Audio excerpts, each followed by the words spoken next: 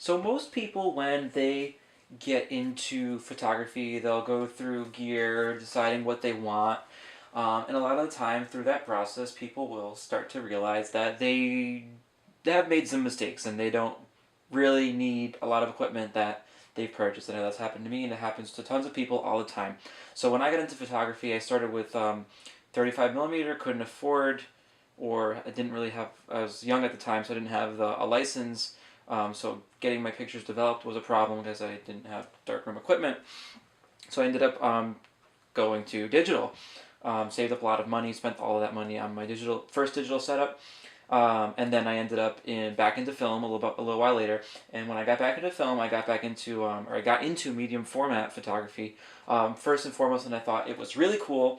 And what do you do when you want to get into medium format photography? Well, you want that giant, humongous negative, and the way you get that is with an impressive and awesome, giant, humongous, medium format camera like this Mamiya RB67 Pro S, which was my first medium format camera, and it is my least used camera to date.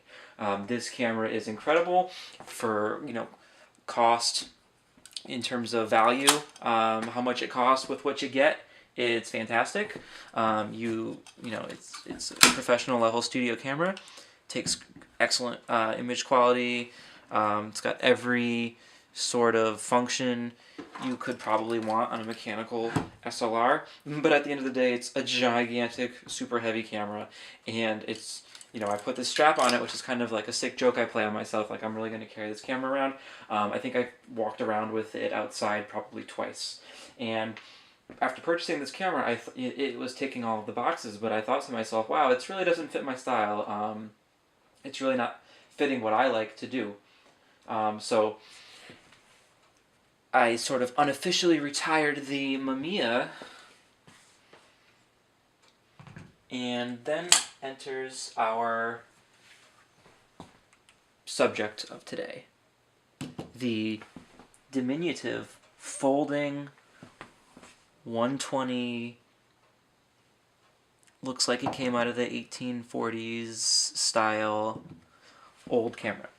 This camera is in Ansco Speedex 4.5 Special. It was made in Germany. I believe these came out around 1953 for this specific model. There's some that are older. This one just happens to be 1953. Some came out later, I think into the 60s. Uses 120 format film. It's a 6x6 square format negative. You'll get 12 shots per roll on this specific model. The lens is an Aperture 4.5 lens with a maximum aperture of f4.5 and a minimum aperture of f32. And it is a Prontar S shutter. I don't know how to talk. Shutter. And really those things don't matter to me because you can't change the lens on this camera. So those statistics really, unless you found one that's got like a really special lens setup on it, they really don't matter. I think that for the most part, they're all kind of the same. This one seems fine for my purposes. It's relatively sharp. There's a little bit of distortion. I guess you can call it maybe a barrel distortion. I guess it's like the blurring in the out of focus area is a little bit, has a certain pattern to it. I kind of like it. It gives it character, it makes it interesting, and when you're shooting square format, I kind of think that the more quirky it is, it kind of looks a little bit better. But that's up to you to decide. So some things about this camera, I think maybe we should zoom in a little bit, and then we'll talk about some of the specific features that it's got, and the positives and the negatives. Alright, so next I would like to talk about some of the positive and negatives. First, I'm just going to go over some of the basic controls and functions of the camera. So, right here we've got the button that releases the lens from the body, and this accordion bellows here. Here we've got the first of two shutter release buttons. This one is threaded for a cable release. Right here we've got the winder, advanced knob for the film. Over here is an interesting feature. This is a focus scale. It relates aperture to distance measurements and what would be in focus for each aperture setting. We'll talk about this a little bit more later. On the front, we've got the lens and the shutter assembly. This ring right here controls your focus. You'll line it up with a little diamond shape indicator right here to select your focal distance. This knob right here, it's more of a toggle. You pull that down, that arms the shutter to be released. And this slider right here is your aperture selection.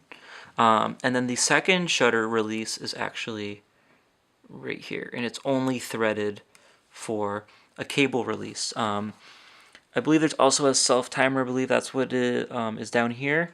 I've never, I don't think I've ever used it, maybe just in testing.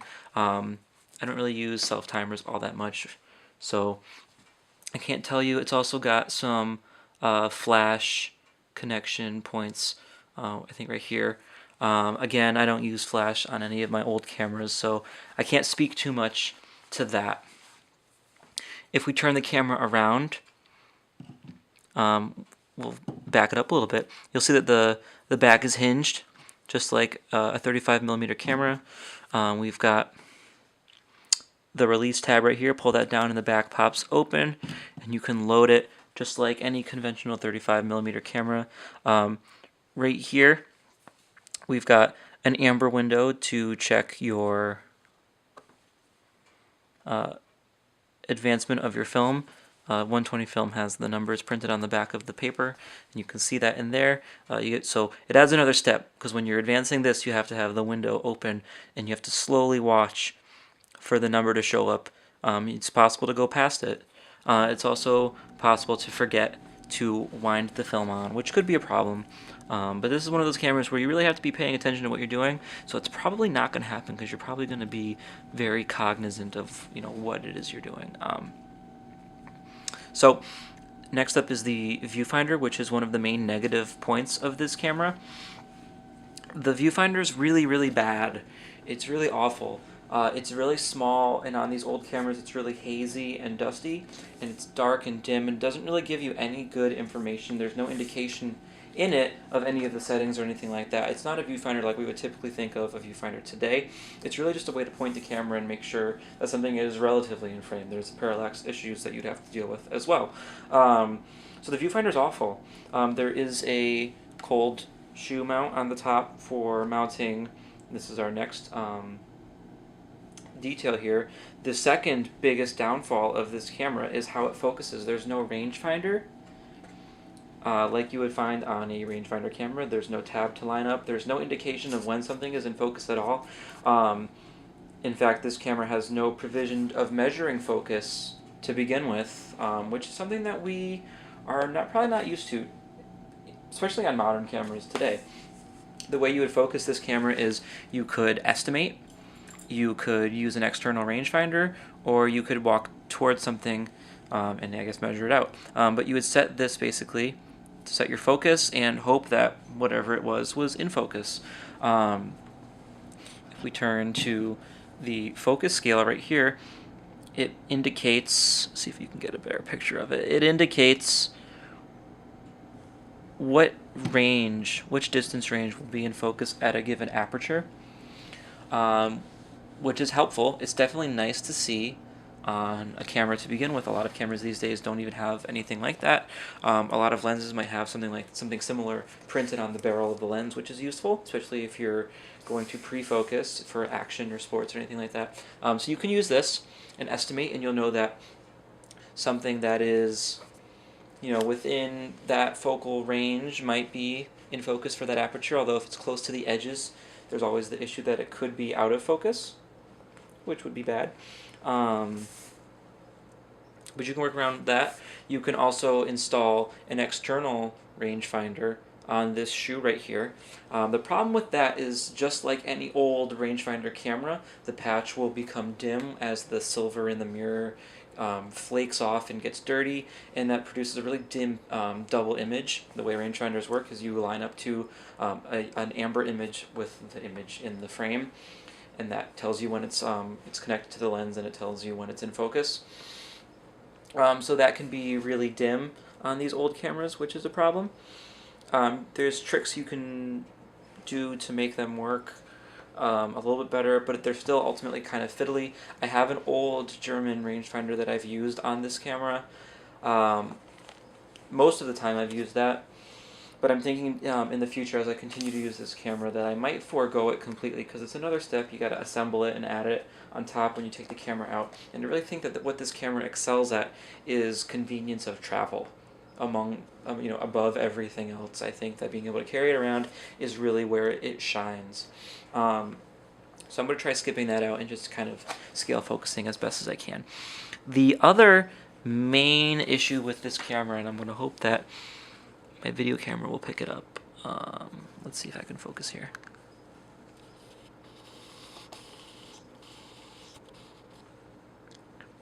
Here you go, we can see it here. The main issue with this, it's not a huge issue, but the main other problem is that this is an old camera, and shutter speeds were not quite standardized when this came out. So, and we're out of focus again. If you look quickly right now before my hand wiggles again, you'll see that the maximum shutter speed is 1/300th of a second. And the next one down is 1/100th of a second. And this is different from modern conventional, I guess, shutter speeds of perhaps 1/125th of a second and perhaps 250th of a second. So when you're reading your exposure off of your meter and you go and input those settings into the camera, you could run into a situation where it asks for 1/125th of a second, and you can only go, either 1/1/300th or 1/100th. So you can either vastly underexpose or slightly overexpose the image, which could be sort of an issue. But luckily, the aperture selection dial on the barrel of the shutter / lens, it doesn't have hard stops. So what you can end up doing is you can just nudge it over slightly to compensate for that imprecise shutter speed, and that'll give you the exposure that you need. So all in all, there's a whole range of cameras in this style that you really have to choose from. Agfa made a ton of them. Some of them have built-in rangefinders. Some of them are a little bit more expensive. You can get them. Plenty of them come in 6x6, like this camera in particular. Some come in 6x6. I've seen 6x9. There might be even a 6.4, 5, or 2 out there. I'm not sure about that. But you can get them in a number of different formats. And while they are not modern, while they are not the most convenient to use, they're fiddly, they've got their shortcomings. These cameras are really quite interesting, and I think they really, still have worth and value today, primarily because they're relatively cheap. This particular camera can be found from between $20 to $60 on eBay pretty easily, depending on condition. And when you're talking in that price range, that's kind of like the price range for a Holga or a Diana or any of those other kind of chintzy lomography type of offerings. And I think that this camera is really many steps above that quality level. And it's not the best lens, but it's pretty good. And when you consider that the other options are either really expensive folding options, like Mamiya's, or some Fuji's, or you've got SLRs, like the RB67, I think that this camera really, when you compare these two, just in size, I think, I don't know if I can get it in the frame, I think that when we're talking just size and weight to money, to quality, to what it offers, I think that these are really fantastic options, and I think that more people should shoot them and use them and pick them up, because there's plenty around. I can't even get the RB67 in the frame, totally. It's just so big. I think that these are great cameras, and I think that people should use them more often. So this is kind of my call to awareness for people watching this video. If you see one of these at your local antique shop, flea market, garage sale, or on eBay, or anywhere, check it out. If it's in good shape, pick it up.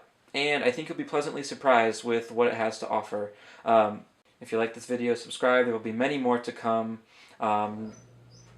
Check it out. Alright, guys. Peace.